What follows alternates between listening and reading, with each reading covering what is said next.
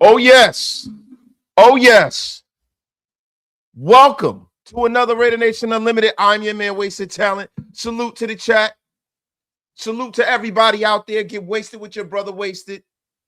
Man, it is the most splendiferous time.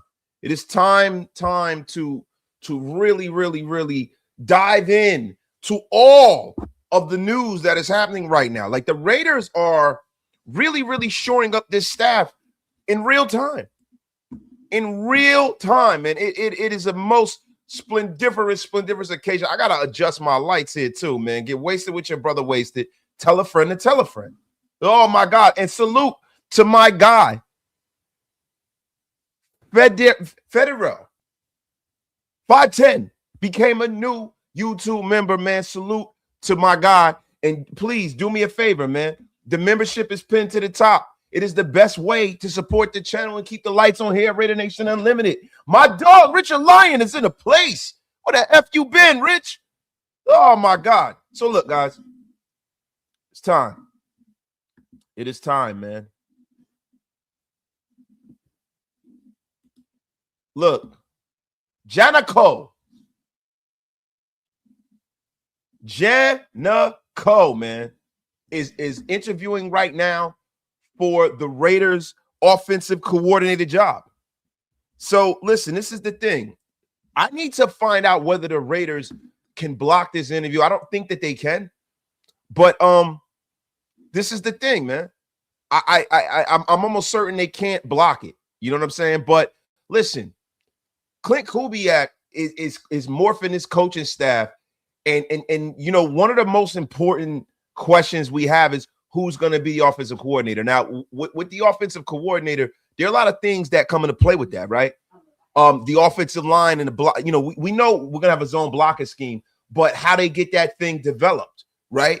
So listen, Adam Schefter just reported that the Seattle QB coach, Andrew Janocko, is interviewing for Las Vegas Raiders offensive coordinator. That can't be blocked because he is a quarterback coach, and I gotta figure out whether I'm pronouncing this dude's name right. I'm gonna be real with you guys. I don't think that I am, and if you guys can spell it phonetically in the chat for me, I would greatly appreciate it. I would greatly, but they can't block a promotion, so this is not a lateral move. You know, the funny thing, I've heard a lot about this kid, right? But, you know, there's so many names. There's so many people that we are talking about. It's almost like you almost forget their standing in the organization, right? Because, like, you know, with Kubiak, you know, he was the offensive coordinator. So, of course, this guy would be at a lower level to him. Janocko. All right. So I'm right. Janocko. So, yo. My guy Klint Kubiak is over there raiding the cupboards. Over there, man. He is over there raiding the cupboards. And this is the thing. This is great news because, you know, the one thing I do know about this kid is what he has done with Sam Darnold, right? So I think there are two things that we need to kind of figure out, right?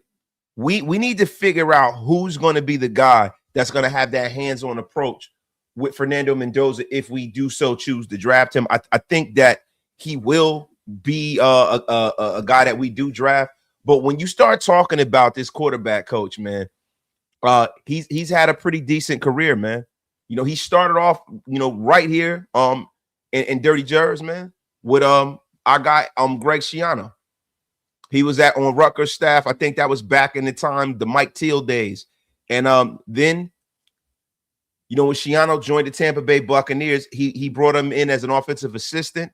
He spent 2014 as quarterback coach in Erie, Pennsylvania. Then he was brought in 2015, and he was hired to the Minnesota Vikings as an offensive quality control coach under head coach Mike Zimmer. And in that role, he shifted to an assistant offensive line coach under Tony Sperano. So some of the bones of his career is the foundation of it is laid with some really good coaches, man.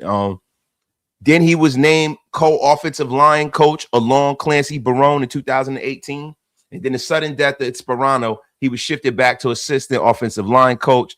And they hired Rick Dennison after that. Then, Janocko was promoted to quarterbacks coach, replacing Klint Kubiak, who was promoted to offensive coordinator with Minnesota. Right now, this was all back, in 2021.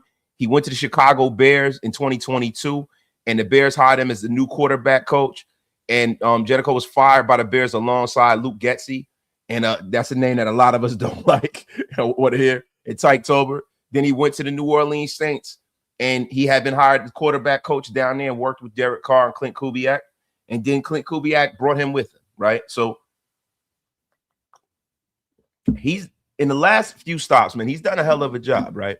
And then one of the things is that I love is that whether we get John Benton or whether we don't, whatever the hell happens, right?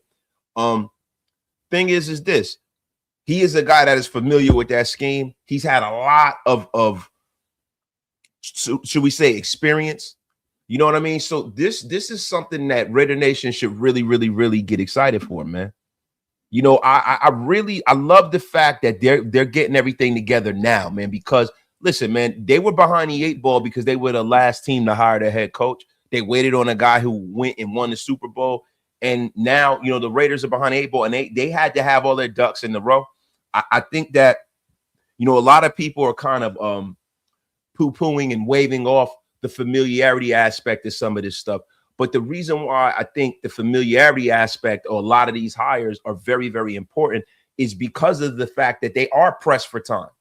The combine's coming up. The draft is right around the corner.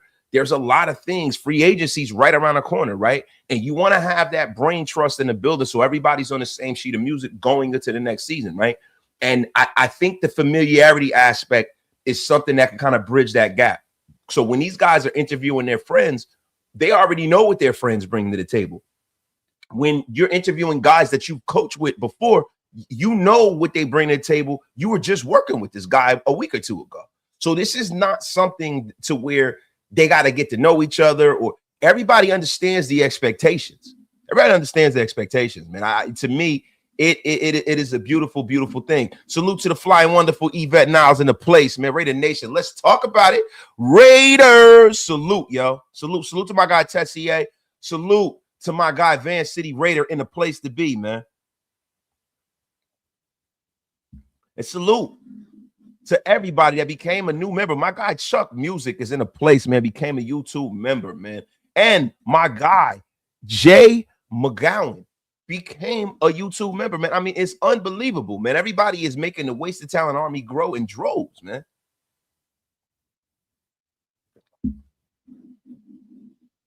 But yes, man, Janocko. Listen, and then we had our special teams coach today, Joe DeCamillis. And listen, I have a short out there. I hope you guys watch it. If you like to hear it, here it go. But my guy, Joe DeCamillis, 40 years of coaching under his belt. I mean, the guy that's had a hell of a lot of success in the National Football League, man. I mean, this is a man that, has been a coach from 1989 in the National Football League to 2022. He was, with the Los Angeles Rams. He's a 2-time Super Bowl winner, been to the Super Bowl 4 times, over 34 years of coaching, and listen, we can go all the way back, right? So let's go back, right? He was the assistant to the general manager and the head coach in 1989, right? For the Denver Broncos, which was an 11-5 team. Administrative assistant in 1990. 1991, defensive quality control coach, and then he became a special teams coach for the 1993 New York Football Giants. They were 11-5. 1994, they were 9-7.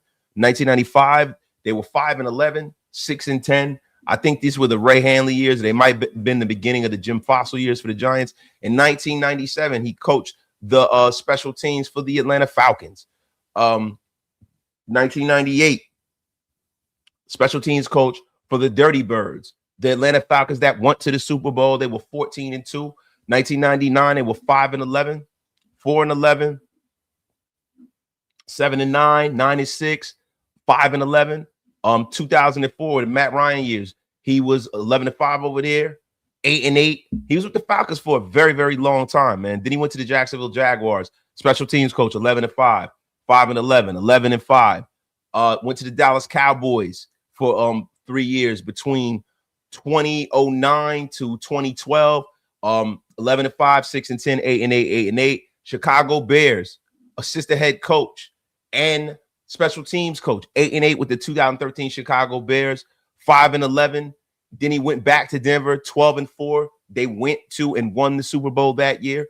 The next year they were 9-7. Jacksonville Jaguars, special teams coordinator for the next 4 years.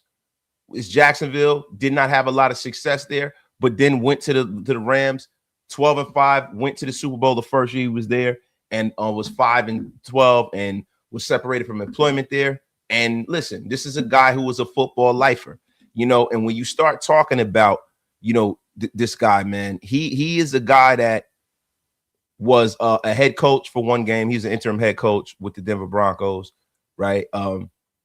He took over for one game when Gary Kubiak was suffering from a migraine condition, and the Broncos lost that game 21-13 in a row. But afterwards, Camillis, you know, took accountability, blamed himself for the loss, which is crazy to me. But you know, he's a guy that is a very, very emotional guy. He's a tough, hard-nosed head coach. He's a guy that's very entertaining. If you put a microphone in front of that guy's face, he's definitely going to tell you how he thinks, right?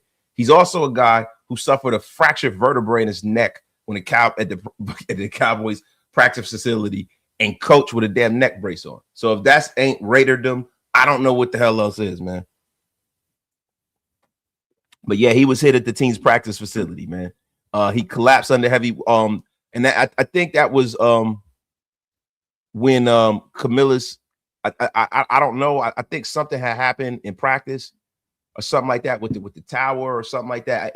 If I'm not mistaken, I think it was something with like the camera tower or something like that. He also was an All-American wrestler, so he's a tough son of a bitch too, and that's a great thing. The guy, I know these are all things that you guys don't care about, right? You guys are thinking about how is he going to help the Raiders, right? Oh, my God, Tyler Rogers with the $20 slapperoon, man. My God, man, I appreciate that. Keeping the lights on here, Raider Nation Unlimited, man. I mean, my God. But yeah, this is a guy that, you know, is going to get that third chamber of football, that third part of a football team together in a real way, man. In a real way. Salute to my guy Big Mike Raider, man. My guy Big Mike Raider said that, yo, DeCamillis looks like Sid Vicious, bro. The great Psycho Sid. You crazy, bro. You are crazy, brother. But yeah, man, this guy, man, is I mean, a great coach, man. Great coach, man. My guy Alpha Omega's in the place, man. He is a great coach, man. Salute to everybody in the chat. Get wasted with your brother Wasted. Tell a friend, man.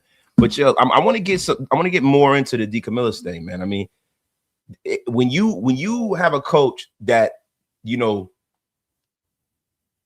has always gone places and turned those units around, this is something to be excited for. Now, I know a lot of people are like, well, why was he coaching down in college, right? So there's a financial aspect of that. He probably got paid more money to coach at Texas and South Carolina. But even down there, he did a terrific job down there, man. You know what I mean? This is a guy that, you know, came in and fixed the unit in Texas, and he also fixed the unit down there in South Carolina, man. You know, like when he went to college, right, 2023, he took over as an associate head coach, special teams coordinator for South Carolina 2024 and 2025. In 2025, he rebuilt the Gamecock special teams unit, had new players at every key spot, and turned them into one of the most dangerous groups in the country, man. You know, he coached returner Vicari Swain into a star who, you know, tied a school record with 3 punt return touchdowns. He earned all SEC honors. In one game, Swain had single-handedly sparked a comeback with 2 punt returns, right, in the same quarter. And that's not just good coaching. That's creating game-winning plays, right? You know, and I'm going to be honest with you, man. His punter, Mason Love, Also, his kickoff specialist, Max Kelly, were both named to the SEC All-Freshman team. And for his work, he was nominated for the Art Bros Award. So this is a guy that was even successful down in college. And one of the reasons why I'm excited is because I love the fact that we got a guy that's in the building that was just in the SEC. So this is a person who has coached against and coached some of the talent that is upcoming in the draft. And that's something that's worth its weight in gold to me. That's something that's worth its weight in gold to me, man. This is nothing but right, man. Nothing but right. Salute to everybody in the chat, man. Get wasted with your brother wasted, man. Hey, guys, can you guys hear me good? Somebody, Nick Blakemore, saying that something's wrong with the audio. I don't think there's anything wrong with the audio, man. You guys, let me know. Do you guys hear any problem with the audio?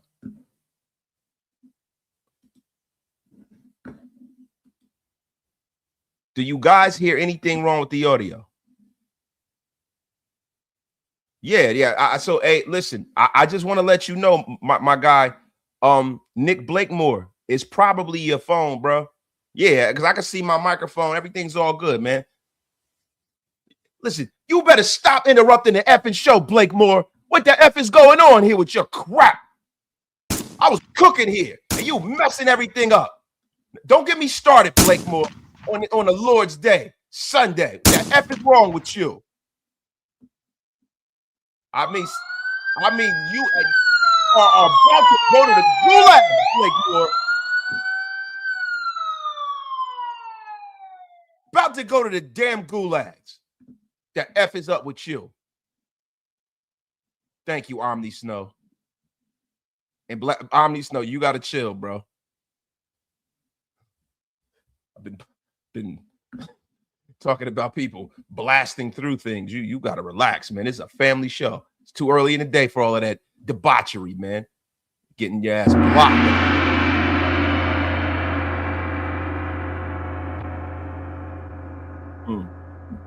Yo, salute, man. My dog Crypto's in the place, man. Salute to my dog Crypto, man. Hey, it's Salvatore. Yo, I am wasted talent. Salvatore Bruno, what the F is up with you? Listen, guys, listen. I know that we look so much alike, but I am wasted talent and Graphic Raider is Graphic Raider. The F is wrong with you. Yeah, I mean, you get it right. This is the great and powerful you talking about, Salvatore. So listen, but nah, listen, man. So guys, this is the coach that the Raiders kind of need, bro. For real, man. Yo, his toughness is legendary, bro. His toughness is legendary, bro. And I'm gonna be real with you. Yo, this is exactly what the Raiders need, man. Exactly what they need. Salute to everybody in the chat. Get wasted with your brother wasted. Tell a friend to tell a friend, man. So listen, when we start talking about, you know, the way this staff is kind of, you know, winding up. Hey, Ben Bad, you gotta pause, bro. You judging men up in here, man? What's up with you, bro? You gotta the F up out of here with your crap. And I beg to differ. I beg to differ. I beg to differ. But no, at the end of the day, right? You know, this is exactly what the Raiders need, man. You know, when you have a rookie head coach, you want to make sure that you have a guy that's in the building that can be that guy that can be that voice. You want somebody in the building that can be that vet, that be somebody that Kubiak can lean on, right? So when they were putting this staff together, when we got Robbie Leonard, I'm excited about Rob Leonard becoming our defensive coordinator because of some of, you know, the connections that he's had, some of the places he's been, you know, just the familiarity and not flipping everything on. But I'm gonna be real with it. This is the thing, right? You do need those old school grizzled guys in the building, especially the way football is going, bro. Like, there's a lot of coaches that are really trying to reinvent the wheel right now. They really are. And I'm gonna be 100% real with you. Look, I love the way football is going now. I love the fact that a lot of these coaches, you know, are thinking outside of the box. They're coloring outside of the lines, right? But I saw a lot of bad coaching decisions this playoff run, a lot, because a lot of these young coaches are relying on analytics as opposed to going out there and just keeping it simple. You know, listen, I don't know if you guys have ever heard the saying, keep it simple, stupid, but that sentiment rings true. Sometimes, man, listen, give you a prime example, right? The Denver game. You're in the red zone. It is a bad weather game. You got a backup quarterback. You take the points. You take the points. These young coaches don't do stuff like that. And I think a guy in a building like DeCamillis will be that voice of reason. You take the freaking points. I see a lot of young head coaches in this league now do a lot of weird stuff when it comes to the schematics of things, right? A lot of these guys.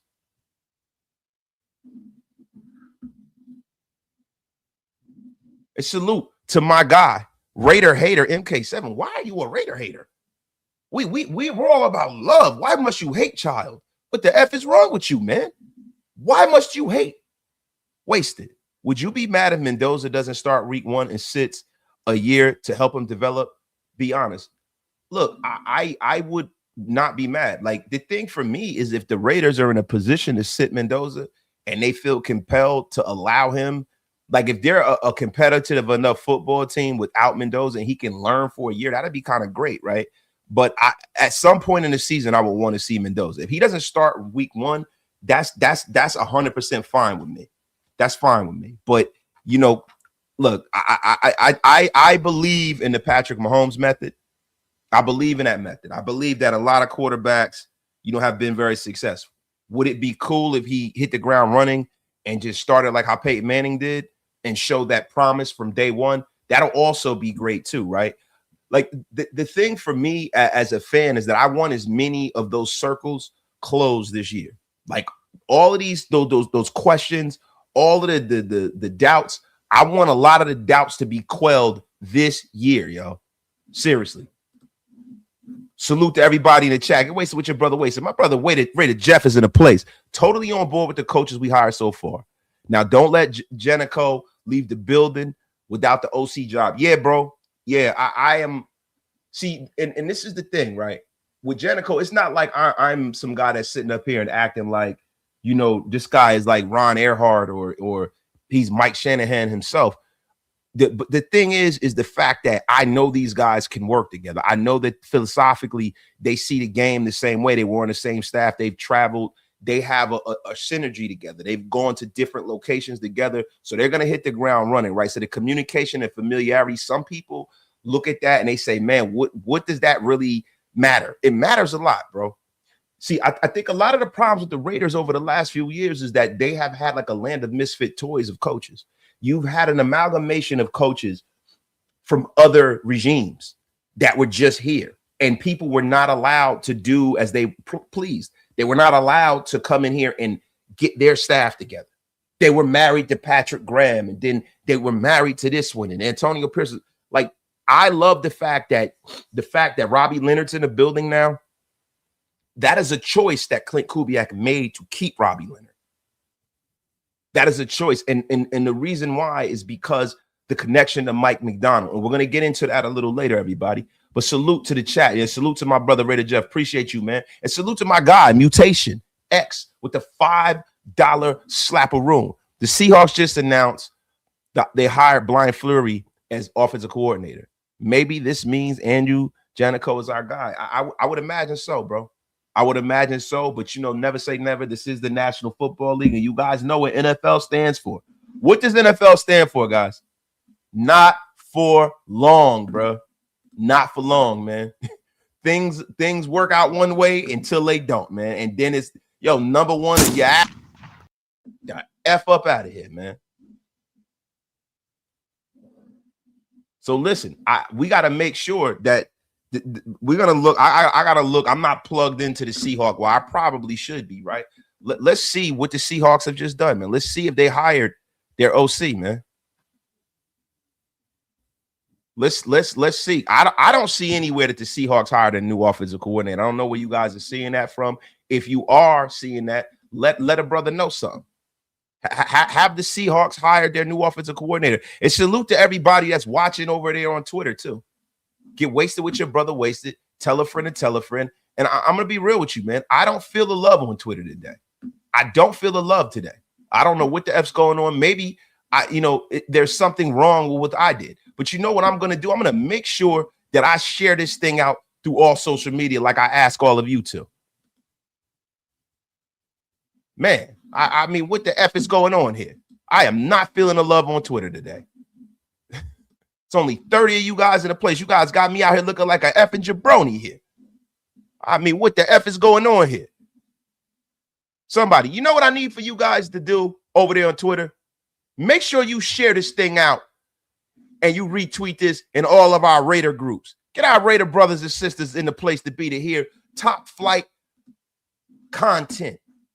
The F is going on here. Got me looking like a damn jabroni here. Ben Bad, you shared it because you got no motion. That's why you got no response, Ben Bad. Ben Bad is 80 years old, bro. That man has no social media presence, of course, man. And do me a favor, you guys pay your bar tabs. Hit that like. Hit that subscribe, man, if you haven't done so. I mean, my God, man, this is a Sunday afternoon waste.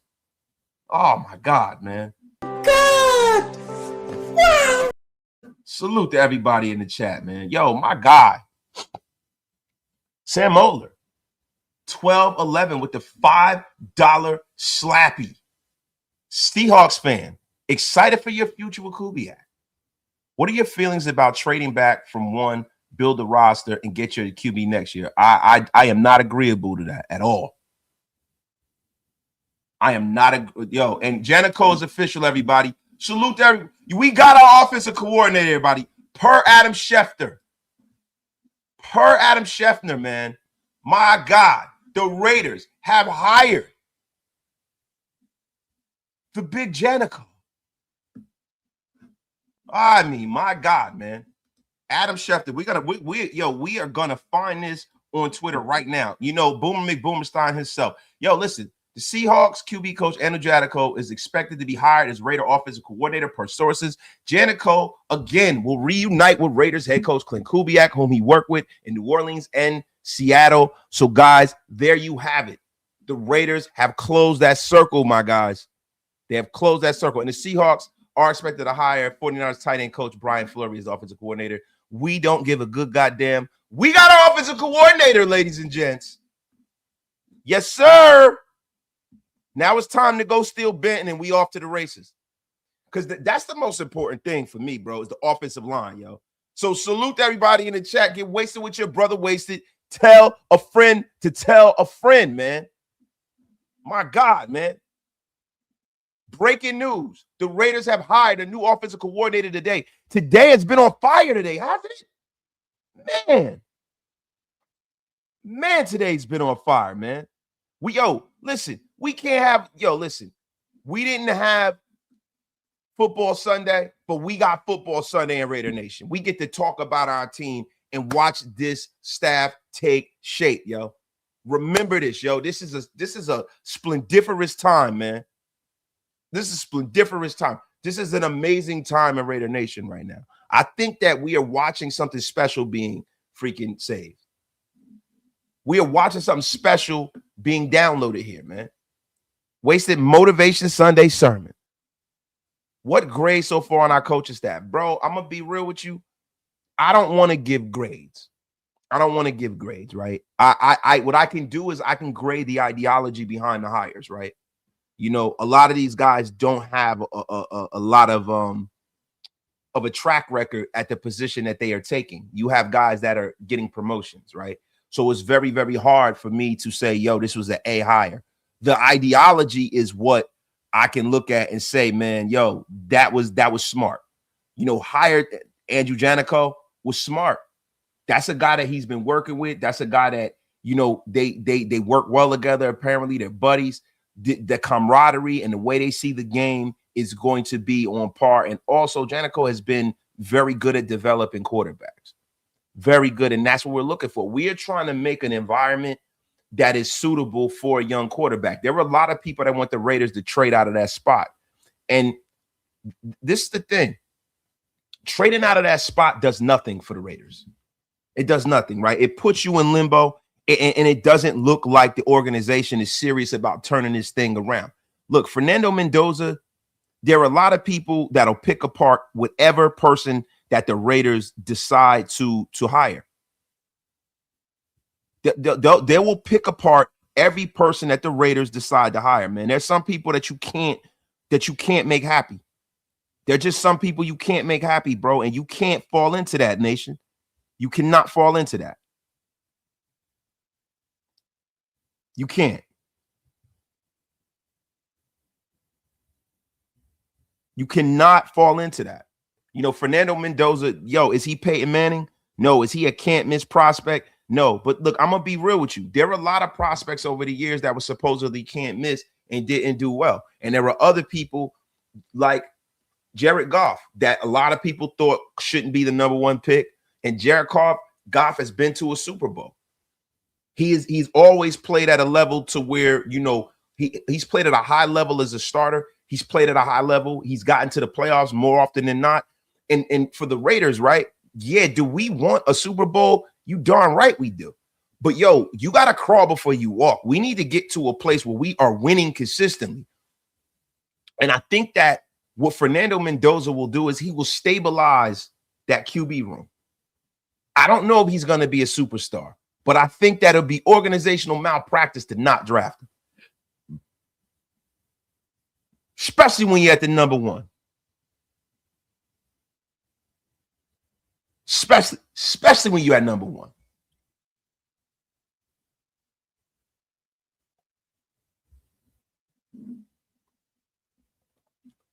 But, man, this is a beautiful day, man.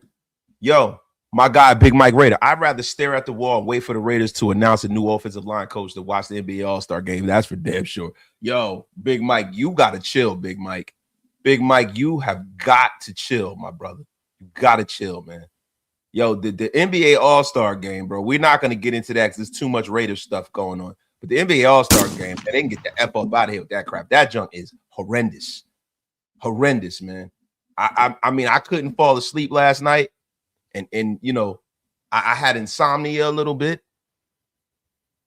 And, man, watching the replay of the NBA All-Star festivities did the trick. I mean, man, I would rather carve my eye out with a rusty screwdriver than to watch the NBA All-Star weekend festivities. It is totally horrendous, man.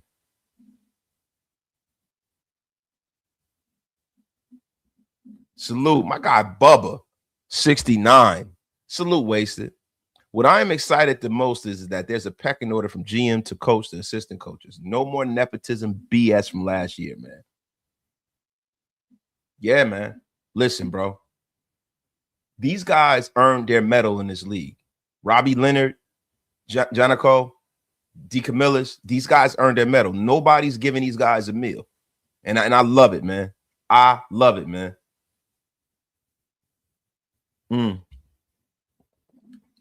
Yo, my guy, Raider Hater with the $5 slapper room, Wasted. I am 52 years old, and it is one of the greatest speeches you ever said. You said you cannot lose hope. They're after us. Hey, man, I appreciate that, bro. Appreciate that, my brother. Appreciate that. But, guys, look, listen, we definitely have a situation where the pecking orders organization is great right now, man. And I think Kubiak has a grand idea of what they want to do, how they want to utilize the guys that are on the roster. Now, the next and most important hire is the offensive line coach. And I'm sitting here with bated breath waiting for that to happen, guys. I am sitting here waiting for that to happen. Salute to my guy, Raider Primos in the place, man. Yo, y'all go over there.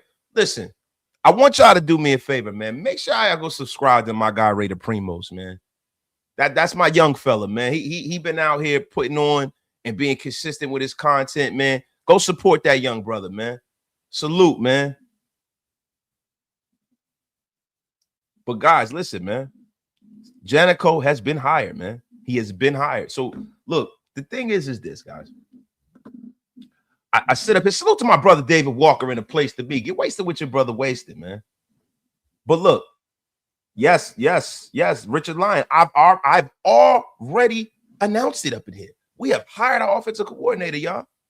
So look, like I said, man, I ran down Janocko's resume, man. You know, he's really climbed his way up through the ranks, and I think that, you know, the fact that he is a guy that has been credited with the turnaround of Sam Darnold is phenomenal, right? Because he was there with him in Minnesota, right? But this guy's been a wide receivers coach. He's been a offensive line coach. He's been a quality control coach. He's been a wide receivers coach. He's been a quarterbacks coach. This is a man who knows offense. This is a man that knows offense, and he is going to be at the hip of our guy, Klint Kubiak. And this is one of the reasons why I was concerned about the Raiders being able to get together a staff slightly, but not totally, because of this family tree, which is the Shanahan family tree. And it is a strong family tree, bro. And there's a lot of talent in that family tree. We spoke about this a couple of weeks ago. Man. I mean, things are moving fast and furious. And my guy, Ray Glide, is moving fast, dropping a $5 slap a room. Wasted, you bum. Love the 10-minute videos you've been making lately. Keep them coming, bro. Whoa, you got to chill. I mean, with a name like Ray Glide. I mean, why don't you just call yourself Ray KY Jelly? The F is wrong with you, Ray. But thank you, bro. I appreciate you, man. I appreciate you, bro. And listen, we are definitely going to keep the pre-records going too. I think there's a group of people who don't always necessarily have the latitude to sit down and watch an hour and a half live. But yo, guys, I appreciate the support. And it's making the channel grow. And thank you, guys. And I'm going to continue to try to improve on those, man. Thank you. My guy Ray Glide the place, man. But listen, let's get into this though, right? So when we start talking about DeCamillis, we start talking about Robbie Leonard, right? I wanted to go back and really talk about Robbie Leonard because I don't necessarily think that, you know, we really dove into why Rob Leonard was a decent hire. And I think that people are making the mistake of looking at the Rob Leonard hire as something that is just to appease Maxx Crosby. I think it's a big mistake to look at it that way. I think Rob Leonard earned his job here, man. He earned it. You know, yes, do I think, and we spoke about it yesterday with the show with Q. Can it hurt? No, it can only be a good thing to have a guy here that Max has a relationship with. But that is not the reason why they hired Robbie Leonard. And I know there were a lot of people that I saw commenting on the videos that I did earlier today about Rob Leonard and why we don't know whether we can trust him and this, that, and the third, right? But you know, listen, the Rob Leonard thing has legs, and the reason why it has legs is because the man earned his spot, man. He's been all over the league, and this is the thing. A lot of people are saying, "Well, hey, wasted, yo, I'm worried. He's never called the defense." But guess what? You don't get a chance to do that until you get a chance to do that. This is his first stop holding that job. But guess what? It wasn't like they Bluetoothed him to being a defensive coordinator. He paid his dues, and he learned under a lot of great coaches. And I think the connection to him and Mike McDonald when he was in Baltimore is the most important one. And I'm going to tell you why. Because of the fact that if I'm being, you know, if I'm going to use my deductive reasoning, right? Klint Kubiak and Mike McDonald have a close relationship, right? He left with the blessing of his head coach, his former head coach. I think when you leave somebody's, you know, when you leave somebody's organization, you go off on your own, you become competition. But I think there's a vested interest in you doing well because it makes your coaching tree look better, right? Like the way that Sean McVay and LaFleur is, and the way a lot of these guys they help each other, they support each other, and you can be darn sure that when you start talking about, you know, the Mike Macdonald situation with Klint Kubiak, Mike Macdonald gave his blessing on Robbie Leonard. You can be for damn sure. And guys, you know, listen, just like I said before, the Raiders have finalized their deal with Janocko, man. They finalized their deal with him, man. And yo, Raiders versus everybody, it's a terrific point you got here, bro. He goes, I believe Janocko and Klint are going to help elevate Rob Leonard's play. You got to think about it. These guys are going to battle out in practice. It only is going to help Rob Leonard in the long run. I hope so, right? And the thing is you got to ask yourself, man, who's going to be in the building, right? Who's going to be in the building? You know, football, as in life, is all about relationships. It's all about relationships, man. And salute to my guy right away. That's the truth. Bubba 6ix9ine says that is definitely the truth, man. Letting your head coach hire the staff, I think, is the thing that feels so different. I think that's one of the main things that we are really, really, really excited about this. It's one of the main reasons why we are so excited, because that is something that has not happened in the past few years. The organization doing what's right, and the structure of an organization being right and being, you know, first base, second base, third base, home is very, very important, man. I think when you put that land of misfit toys in a room, that is when you have a lot of dysfunction and a lot of things that do not work out. Yo, my guy Silver and Facts, who used to work with Mike Macdonald? Rob Leonard. Who worked for him after that? Klint Kubiak. What do you think? Klint called him before hiring Rob as DC? Put the piece together, folks, if you haven't yet. And yes, this is what we're talking about, y'all. This is what we're talking about. Now, listen. So we're talking about, and see, this is the problem. Relationships and nepotism are two totally different things, right? Relationships are guys that are bonded together because they came up through the ranks and they earned their way up through where they are. Nepotism is, yo, hey, son, you came out of my nuts. I'm going to hire you. That's what happened last year, bro. That's beyond a relationship. That's blood. I mean, I know it's a family show, man. I mean, but it is what it is. My guy, David Walker, good news. This team is finally doing things the right way. And that is the reason why everybody is excited right now, guys. Yes, sir. Yes, sir. And people stuck in the past, this is the new organizational structure. Spytek is setting the proper order. And that's a fact. And see, this is one of the things, if you've been a Raider fan a very long time, even back to the days of Al Davis, just like us, right?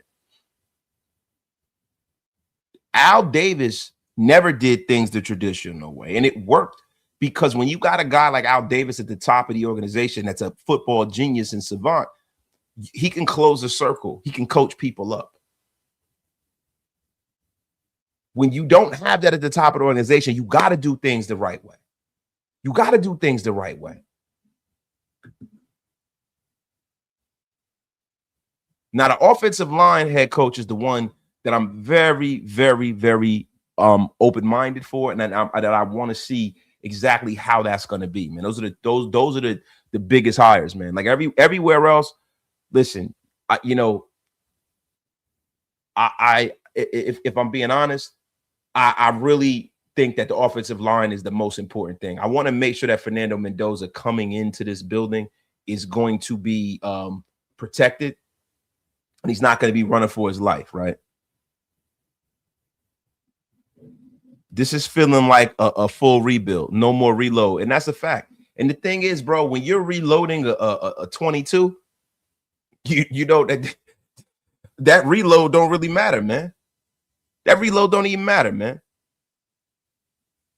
Yeah, Jeff Stoutland would be dope, but Jeff Stoutland, I don't think that he is going to, and he's a great offensive line coach, man. And you guys know how I feel about Jeff Stoutland. I don't necessarily know if the ideologies are going to line up, but it would be great. If they can marry this thing together, that would be freaking great, man. Now, see, this is the thing, right? Now, you know, we're all excited. There's one thing that I've been kind of avoiding talking about. I haven't really wanted to get too much into, you know, the Crosby situation, right? I haven't really wanted to get into it, right? And listen, I'm praying that the Raiders can bring in John Benton, guys. I'm praying that the Raiders can bring in John Benton, right? And we're gonna get into the Crosby things. I got a few thoughts on that. Yo, what's good? Finesse, what it is, man. Yes, yo, Las Vegas Raiders, baby. We already know, yo. We already know. I mean, listen, Benton is to me the most important hire left if they can get him over here, man. I mean, this is a guy who fixed a dumpster fire, man. He fixed a dumpster fire, and I think that he has a lot to work with the Raiders. A lot to work with. You know what I'm saying? Great Zabel, you know, Abraham Lucas, they're very good young linemen, but I think the Raiders have a lot more to work with, man. I really do. Guys, let me ask you guys a question, right?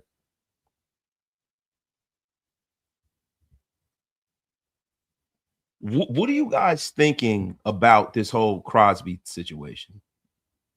And I don't want to dampen everybody's mood right now because everybody's excited, right? But I want to ask you guys something. What are you guys feeling about this, right? Because it'd be great for him to come out and really say, you know, he's on board, right? I think that, you know, there has been some stuff that is going on behind the scenes. I don't think this is just happening in a vacuum. This is just my opinion. I didn't get any word behind the scenes on this, right? But my opinion is that, you know, with some of the things that came out with Albert Breer the other day, you know, talking about, you know, Crosby being upset about the Alex Guerrero situation. It is to me, I think that's a little thin, right? Because Maxx has worked with Alex Guerrero, right? And now people swear by Alex Guerrero, you know, and people try to make him a controversial guy. But, you know, like when they go talk about the Julian Edelman thing, Julian Edelman failed he had performance enhancing drugs. He failed the drug test in the NFL when he was in the league one time, right? When he was working with Guerrero. But that possibly could have been, you know, these guys work with a lot of different people, right? And Guerrero is a guy who is like kind of like a witch doctor of some sort, man. The guy studied modern Chinese medicine. Like he is a holistic guy, right? He's really like a football Dr. Sebi. So, you know, Maxx has worked with this man before, right? The thing is this, right? I think that sometimes people want to shoot the messenger, right? And I think he was the guy that carried a messenger that came from the top. And I think that somewhere in that communication, things got twisted. But I think there's always a part of this, and this is just my dime store psychology, right? My dime store psychology is that Maxx Crosby is uncomfortable with the fact that he doesn't have a direct line to control how he moves, what he does. He doesn't have that trump card over this regime. You know, Tom Telesco wasn't, you know, he got fired in a year, right? You know, Mike Mayock, when he was here, Crosby wasn't Maxx Crosby yet, right? He drafted him and Grew was still here. Right. And then after that, you had a land of misfit toys of coaches. You know, I think that Crosby had more control than Antonio Pierce, you know, but I think the problem is that he is having a problem with the fact that the organization now is a real organization. And now you can't go up to the owner and demand things and say things. The only thing you can do and only control you have is where you go to play.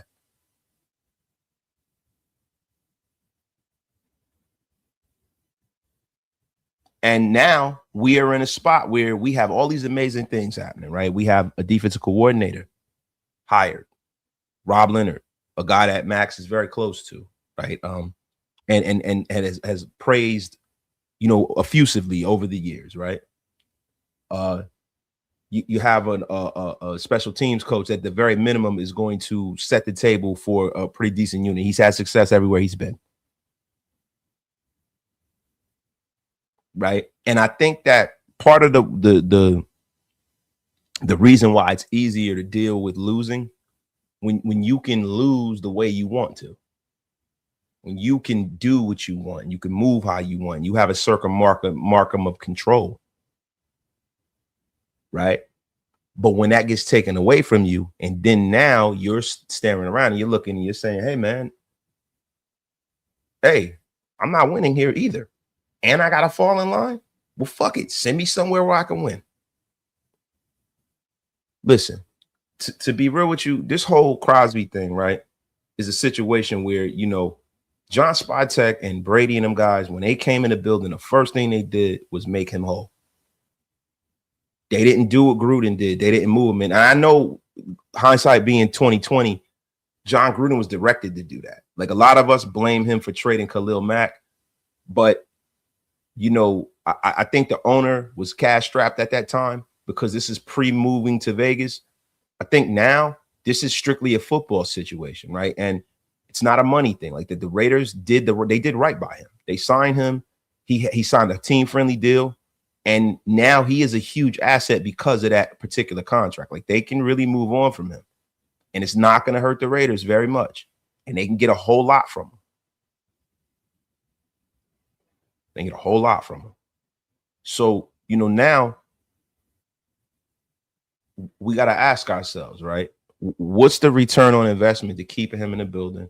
What's the return on investment if you get rid of him, right? Now, if you trade him in Los Angeles, what you've done is you created a monster, because now you got, you know, Jared Verse and all these guys, and you don't have to play the Rams. And it's cool, right? They'll be reloaded. You know, Crosby has talked about, you know, we saw Devontae Adams and what he was saying about Maxx. We saw that, you know, and how they talk, and, you know, he'd be in LA, and, you know, it's a beautiful city, beautiful stadium, great team. I've seen Maxx, you know, talk effusively about the way he feels about Matthew Stafford. But at the end of the day, right, the only way the drama stops, because this is a little different, right? This isn't something that someone just made up in a news story. This has legs, right?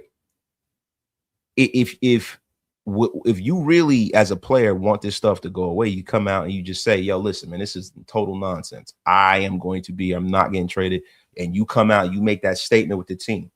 But saying a quiet thing out loud is not showing up at the press conference for the coach when the rest of the team is there, right? Saying a quiet thing out loud is allowing this stuff to continue to go on, right? And I think, and I spoke about this the other day, I think that he's going to be traded around the draft. I do. You know, and Big Mike and I, you know, are going to do a show tomorrow. I didn't really want to dive too deep into some of this stuff, but we can, you know, on Big Mike's, we could talk about this stuff tomorrow, right? But two things can be true. You're right, bro. But if Guerrero's dictating how players take care of themselves, I'm not with that. Brady didn't do that way in his career. How can he expect Maxx to do so? See, that's not true. You know, the thing is this, right? Like, when you start talking about Alex Guerrero worked with Tom Brady and a lot of other guys in this league, and he did the same thing. That was some of the stuff that was going on in New England. But Alex Guerrero has been working with Tom Brady since 2004, bro. He's been working with the guy 22 years. And the thing is that if he is a guy in the medical staff, and I start listening to some of his teachings, that he sold me. Like, you know, it's injury prevention. You know, TJ Houshmandzadeh talked about working with Alex Guerrero. It's a lot of guys in the National Football League who worked with Alex Guerrero. And a guy like Maxx Crosby that keeps hurting the same stuff, right? And Crosby was working with Guerrero before this anyhow. You know, we ask ourselves, how did Brady play at such a high level, right? Because of some of the stuff that Alex Guerrero brought to the table. So to me, that is not a problem, bro. It's not a problem. To me, that's not a problem, bro. It's not a problem, right? And the thing is, I think that the best things for the Raiders is to make sure that whomever you have in the building, they're totally bought in. And the thing with this whole situation here is this is a part of this offseason, man, that really bothers me, man, because you would think that you getting a number one quarterback, you would think that bringing in a coach the level of Kubiak would be something that would be exciting to Maxx. You would think. You would think. Raider hater with the $2 slapper room. If he leaves, he leaves. The team goes on. And that's really how I've always felt about it. I'm a fan. I like dude. But that's always how I've always felt about it, man.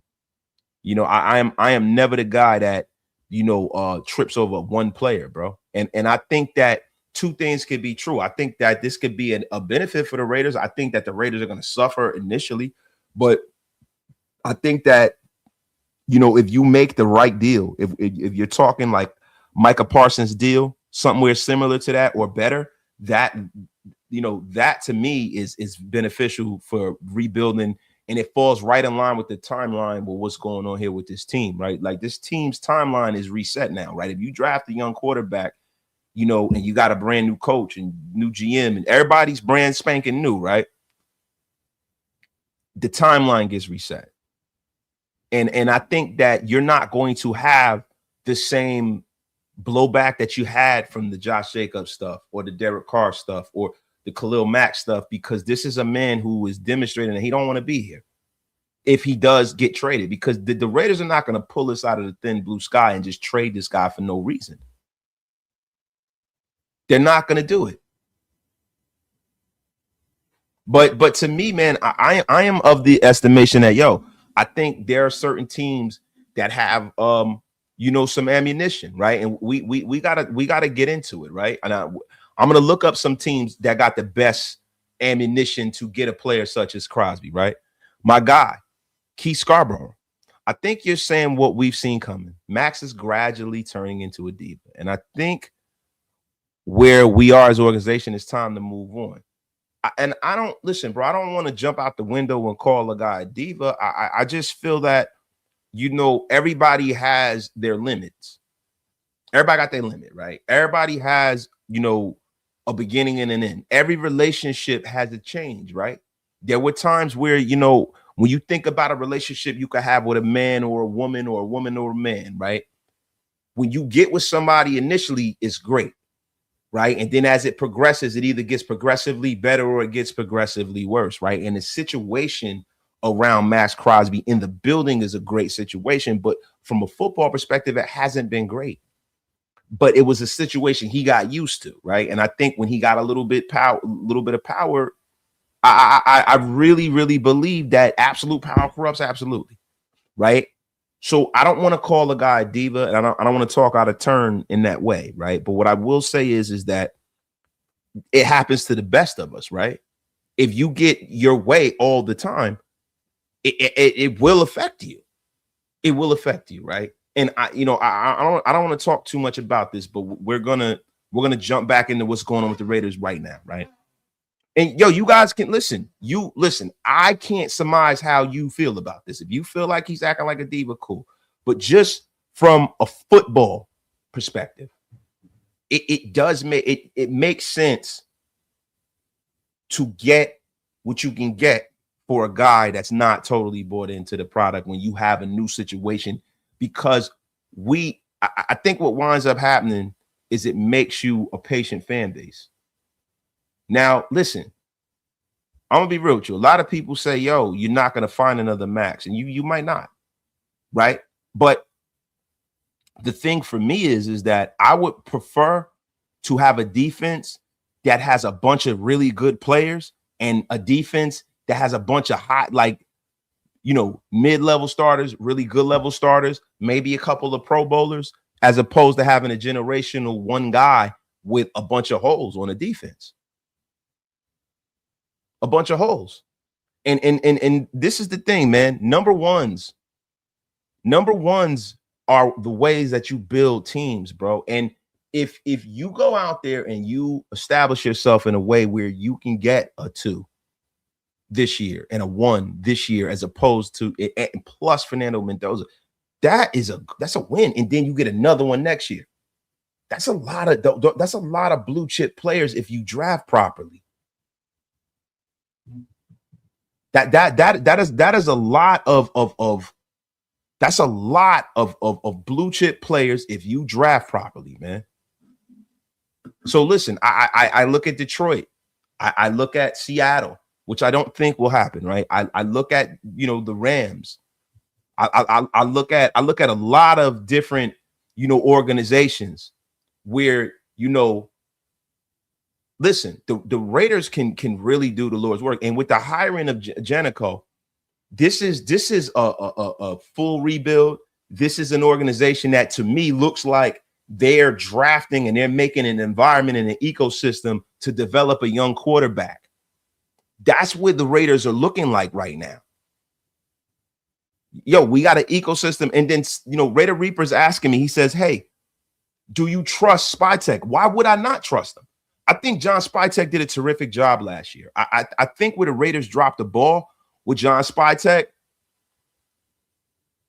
is they dropped the ball in a situation where, they went out there and they drafted a bunch of young guys and they said that their guys were going to play, and then they didn't live up to the ideal of what they had going on. They didn't live up to that ideal, and I think that was a mistake because there's a lot of young players on this roster that are unproven, that did not get a chance to do their thing. They didn't get a chance to do their thing last year, and I think that is unfair for us to judge these guys. It's unfair to judge these guys. You know what I'm saying? Salute to everybody in the chat. Get wasted with your brother Wasted, man. Oh, man. Oh, yeah. Look at hating ass Graf coming in here with his corny jokes. Graf, get your rotten mouth ass up out of here, man. Boy, look like a goddamn turkey buzzard coming here talking about my luxurious beard. Get F up out of here. Boy, look like a goddamn boiled hot dog. My dog Keith Scarborough, let me rephrase. Over the last 2 weeks, I feel you, my brother. Yeah, Graf, get your bum ass up out of here.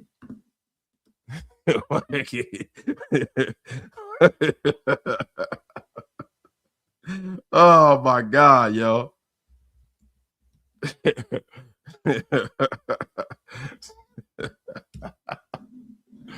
Oh man, yo. This guy coming in with his nonsense.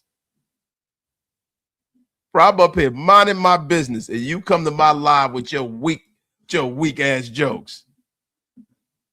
Hey, bro, you know what's funny, bro? Grab this guy talking about you got a onesie. Oh, man, get your lame ass up out of here, bro. Boy, that boy ain't been fresh out the package so damn long. You don't know what no style look like. I mean, yo, listen, bro. I saw you today with Cabela's finest on your live, bro. You like you about to go hunt deer.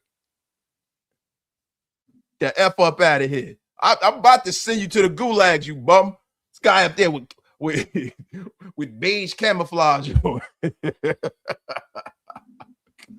The F are you talking about up in here? My guy Bubba, man. Maybe Maxx isn't quite big on Mendoza, considering both of them have totally different personalities. Just my humble opinion. Could be wrong, though.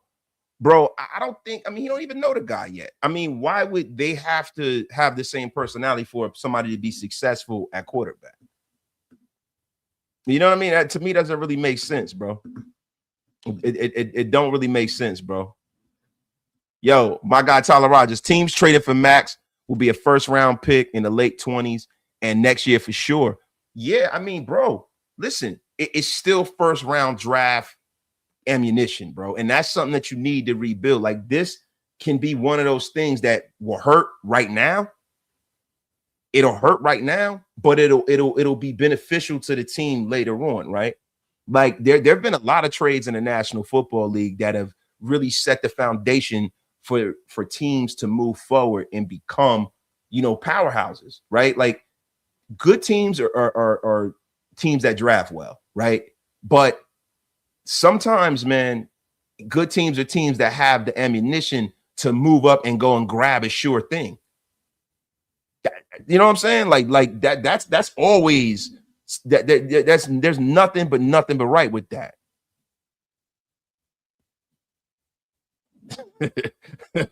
Grant said, I got these tight ass Timbs on.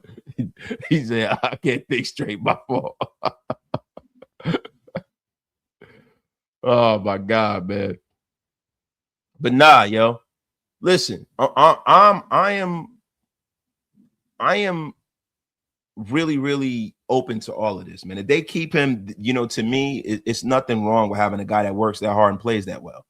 Right. But if they trade him, I can see the benefit of that, especially having a real GM. Like if John Gruden was still here, or if, like, I would be skeptical. But with John Spytek, look, man, you know, we always talk about we got to solidify the trenches. We need corners. We need this. We need that. You know, this is the kind of draft that there's a lot of starters. There's not a lot of front end talent in this draft. But this is one of those kind of drafts that if you get that pick in the 20s, you might be able to select the best linebacker in the draft that can like totally revitalize that unit. Then with the free agent money, you can go out there and go get a Jalen Phillips, and you don't go get a Owe, and you have two really good bookend defensive ends, right? And you drafted a young linebacker, and you go out there in free agency and you outfit this team, and you keep some of the guys that you had last year and develop those guys, right? Guys like Isaiah Palmer, got a lot of physical ability, but have not really been developed the best. You can have a really good roster. You can have a really good roster that's competitive. And I'm not saying they're going to go to the playoffs, but the thing we want to see is competitive football. Like the one thing that that bothers me is the fact that after, you know, Halloween the last few years, our team has been unwatchable. Like I still need to have that belief that, hey, man, maybe if this or that moves this way, maybe we could possibly make the playoffs. That's all I ask for as a fan, bro. I just hate the fact that before Halloween, our season has been over. Salute to my guy, John Schefter, Raiders fan, not a Players fan. And we've traded better players and Raider legends more often than him. They've sat you down when you're injured and you got mad at how they handle it. Bye, Felicia. Get the stepping. Oh, my God. Oh, my God. I couldn't have said it any better myself. Angry man, what you doing here? Man, sit your ass down. And that's essentially what Spytek and them said. They said, man, sit your ass down. And he needed that. He effing needed it. I'm sorry. You're right. Wait, hold on. My dog, Josh Champa, with the $5 slapper room. He goes, I missed y'all's live yesterday with Q due to my B-Day. But I like the direction we're going in with these hires. Salute, brother. Salute to my guy, Joshua Champa, with the $5 smackaroon. Appreciate you for keeping the lights on here, brother. And listen, I'm gonna be honest with you, bro. The Q show was a masterclass, right? Listen, you guys saw me and Q, the solo show we did, and now we just, you know, we got Clue. I got Q and Graph. They tapped in. This I think you guys are gonna see a lot more come out of that, man. Salute to my guy Q, and salute to Graphic Raider, man. We did a great job, I think. Thank you. I don't normally say that. I don't normally pat myself on the back, but that was a great show, man. Appreciate y'all for pulling up, man. My guy, David Walker. I think we were surprised the league this year. Definitely, it'd be excited to watch. See, that's all you can ask for. But like for me, I just want exciting football. Exciting football, man. Exciting football. I want guys to play well. I want some of these guys to show their mettle in the league. Like, this is what I want, bro. I don't want to see bullshit football throughout the year, man. And Bodega Raider, the disrespect. My guy, Raider Dangerfield, that live was legit. I appreciate you, man. Appreciate you, my brother. Tropical Remy. GM step up and does what's right with the player and the team. Nothing wrong with that. And bro, the crazy thing is that, you know, Bodega, he's got to get put in the gulags. Get the F up out of here. Bodega trying to derail the show, man. Shut your lame ass up. Shut the F up, Bodega, with your crap. I mean, my God, man. Every time I get cooking, one of you bums come with your crap and get put in the gulags. But yeah, man. Yeah, man, there's nothing wrong with that. Like, so like, I don't know, man. I don't know, man. Like when you start thinking about, you know, what Alex Guerrero is and how he's helped many players in this league, man. You know, beyond just Tom Brady, man, a lot of the guys in the New England Patriots, TJ Houshmandzadeh, I mean, he's worked with a lot of guys in this league, man. And I really don't think it's fair to just put it all on him. I don't think that, you know, Alex Guerrero is a guy that's making decisions. I think he's making medical decisions that he's qualified to make, right? I just think that Tom Brady's not there all the time, and he sent the message, sent it to spytek. Spy had him speak to him. He did what was right, and I have no problem with that. I have no problem with that. And if this leads to the Raiders having a guy in the building that can keep our players on the field and avoid injuries, that's nothing but right too, because this is something that this man has done throughout the league.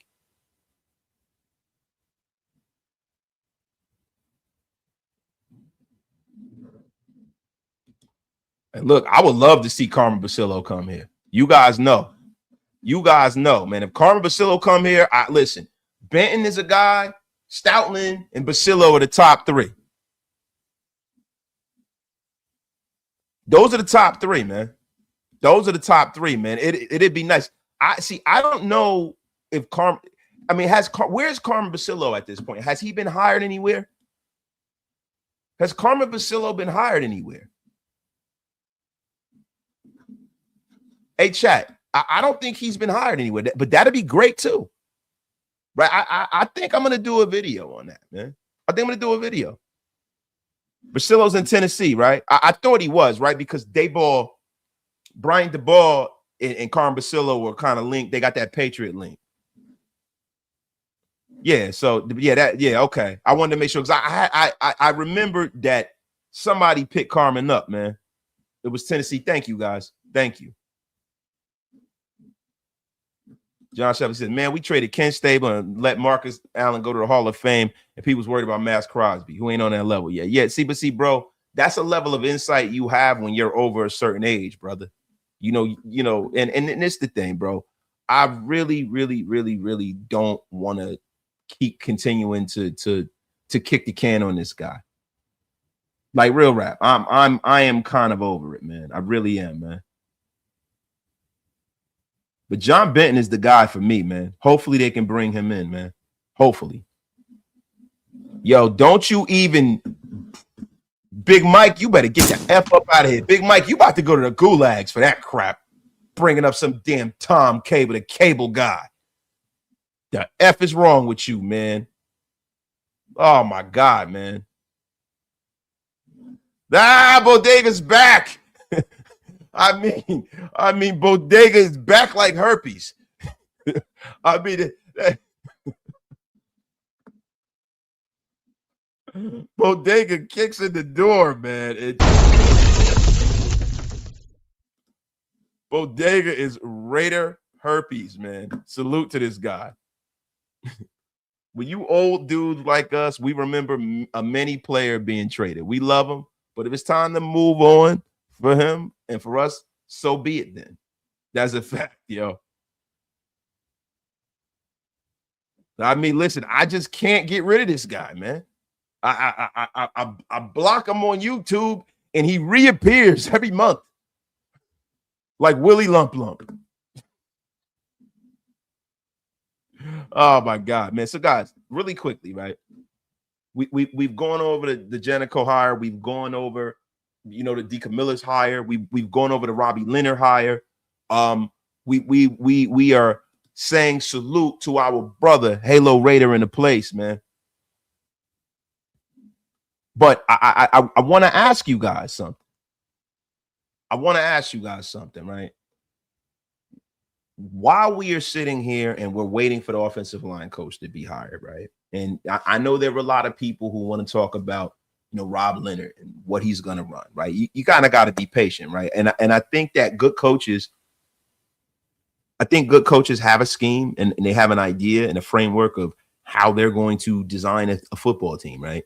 But I think that the Raiders really need to go in with an idea of what they feel like a Raider should be and try to outfit that team. So I don't think we're going to get any insight into what kind of a defense they're going to run until they get those assorted players here. I'm telling you right now. But what the great thing is, I love the fact that this coaching staff is an amalgamation of older coaches with a lot of experience, and you got a lot of young, bright, innovative minds. They have a lot of young, bright, innovative minds, and I think that that was something that was missing last year. I think that Pete Carroll coming from the school that he came to and him sitting at the top of the organization wasn't as malleable to the thought process of the people under him. I think that he was more of a dictator, and I think that the way that he sees football has as a time pass, as an era pass. And the guy's 7, he's the oldest coach in the league, right? And look, I think that Robbie Leonard understands defense, he understands talent. I think that he's going to be a guy that is going to be invaluable when it comes to shaping his defense. He has a lot of different relationships with guys like Jalen Phillips and guys that are out there. I would love to see a defensive coordinator come into the Raiders and not have to kind of work with what's there, in a sense, right? Like I think he has a unique, and both of the coordinators, the head coach, everyone has this unique opportunity to really build their unit and their image year one. And you're not going to get every single player that you want, right? You're not going to get every hole filled, in a way where you have guys that are super productive, right? But I think that it is better for the Raiders to do what they've been doing. I think it's better to turn this ship around all at once, man. Oh, my dog, John Schefter. One time wasted. Give us that Max. Get off my lawn. Yes, he got to get the F up off of our lawn, man. It's time, man. F up out of here with that crap. Oh, my God, man. My guy, Raymond Jones, man. Let's go, Raiders. Let's rebuild our team like never before. New coaches and players. I've been a Raider fan since I was 7. I'm 65. I'm Raiders for life. I mean, what are we pausing here? What the F are y'all talking about? Listen, saying Warrior, it's not that Max did anything, right? I just personally feel like, Max is in a situation where he has an idea of what he wants to happen, and the Raiders have an idea of what they want to happen. And guess what winds up happening in good organizations?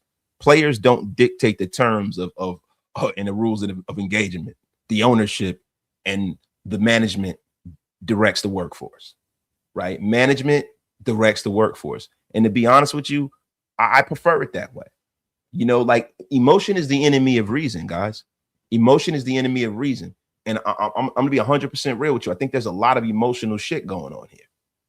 It's a lot of emotional shit. And I love the fact that this is not a contract thing. This is a setting of the line. And I think that the Raiders really need to set that line. They need to set that line. They do. If you're going to do this paradigm shift, you're going to turn the organization around. Everybody needs to understand and know who's in charge. Like a couple of weeks ago, people were saying how, Tom Brady, you didn't know who was in charge, Brady or Spytek. Listen, it's very simple. Mark Davis said it at the presser the other day. Brady and Spytek are in charge of the football side of things. And this is the thing that Mark Davis has looked for ever since he's taken over, because he is not a football man. He is a businessman. He is a businessman. And this is something that, listen, to me, if Brady's in the ownership group, he is over John Spytek. And John Spytek reports to Tom Brady, and the players and the coaches report to John Spytek. And that is exactly the way things should be. I don't think there's any reason for people to question what's going on. I think the thing that makes the waters kind of murky is the fact that Tom Brady is on national television from a weekly basis. And I think there are a lot of people who, conflate what's going on, because there are barriers between what he can be, what he can do, how involved he can be on a day in and day out basis. And look, I'm going to be real with you. The fact that the National Football League has kind of opened the coffers for stuff like this just for Tom Brady, I don't think that the National Football League is going to go and spank the Raiders on the hand for something that they've allowed to happen. Yes, we got our OC, fellas. We got our OC, man. See, when was the last time we got better by letting great players go? See, I think that's a layered and nuanced question, bro. That's a layered and nuanced question, right? So when you let great players go, who do you have in charge? What's the situation in the building? Is it a total rebuild? Like, there's a lot of times where we've letting guys go, and when we let Khalil Mack go, right? John Gruden was supposed to be rebuilding everything.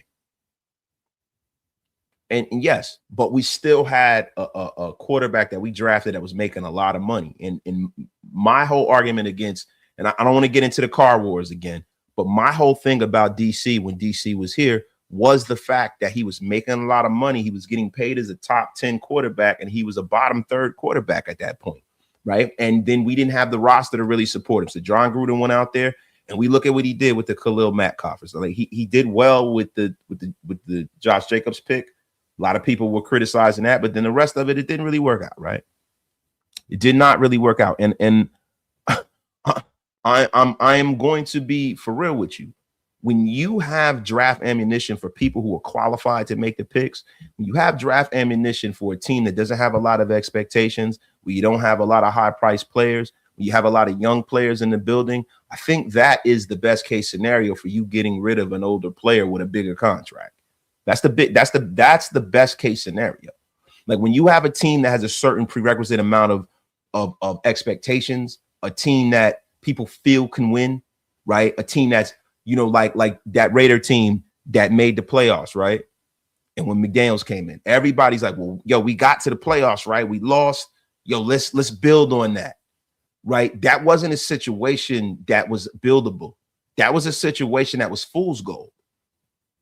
What we have now is a situation that, yo, you can build this situation and it can be legitimate and real, and you can continuously add to things, especially when you have a quarterback that is going to be on a rookie deal, especially when you have players like Brock Bowers and Ashton Genty that are on rookie deals, especially when you can go out in this draft and outfit your whole defense with a bunch of really good young players. And you have a situation where you can work deals that are advantageous to the team in free agency. This is a great time. If there was ever a time for you to move a player, this is the environment that you do that. This is the environment. And this is the thing, right? You also have a lot of players that were drafted last year that, if I'm being honest, are going to be a lot better than you guys think. I'm not saying that all these guys are going to be stars. I am not going to hit you with the hopium. I don't necessarily know exactly how good Jack Besh is going to be. I don't know how good Caleb Rogers is going to be. I think Caleb Rogers, from what I can see, is going to be a starter. I think Charles Grant can be a starter. I think DJ Glaze is a guy that can, at the very minimum, be a great, like, kind of utility piece. You know, he can be a Denzel Good. One of them guys that when somebody goes down, you can plug him right in and he can play some coherent football at guard and or tackle. Right. I think Jackson Powers Johnson is a budding young star if he can stay healthy. I think Colton Miller is a guy that you can believe in and bank on. And he has a great contract, and he's really not as old as people think. Right. I believe that. And I believe that the Raiders with free agency can go out there and bring a starter in. It could bring an Elijah Vera Tucker in, right, for a deal, a prove-it deal, because he's been often injured. You can go out there and go swing big and get a Tyler Linderbaum. Listen, bro, this team can really do some amazing stuff, right? But the thing is this, right? I think that the Raiders know what they want to do. I think Max knows what he wants to do. And I think that Raider Nation needs to open their mind up to the fact that things are going to change. And that's it. Now, the cool thing is this, right? We have a lot of great things to talk about. I don't think I'm going to talk about this much more until we see what happens with this team, right? You know, and Dante Thornton, friend of the show. Dante Thornton's got to go out there. He's got to earn his medal. He's got to earn his money. He's got to go out there. He's got to get better. And there are guys that he can, you know, he can lean on. This is a great organization that's had a lot of great wide receivers. There's offensive minds in the building that can develop that young man. And I love it, man.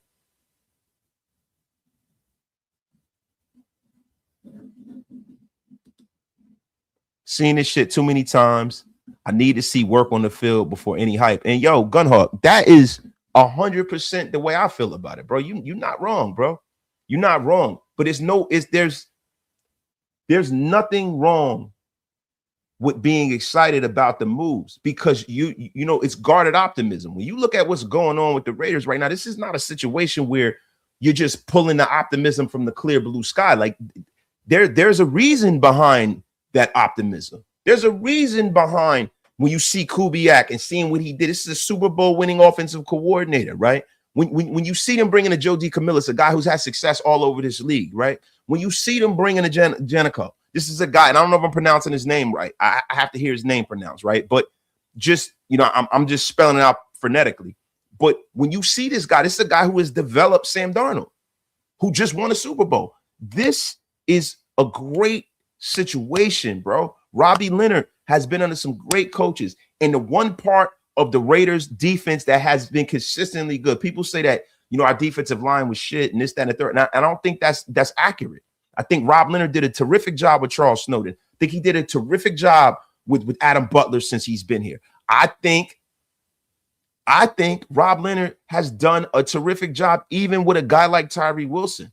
Right now, Tyree Wilson has not played up to the level that we would have expected, right? But Tyree Wilson has made some strides. And Malcolm Kuntz, the development of Malcolm Kuntz. There is reasons for you guys to have hope. He did a great job with Kalavion Chasen. There's reasons for you to have hope. Have hope, my brother. There's nothing wrong with it. And he Isaiah said it right. He deserves an opportunity, bro. He paid his dues, unlike Brennan Carroll. Now, Brennan Carroll's been all over the league, but to me, he never did anything that would warrant to hire him at that level in the NFL. My guy, Sincal 805 with the $5 slap-a-rooney.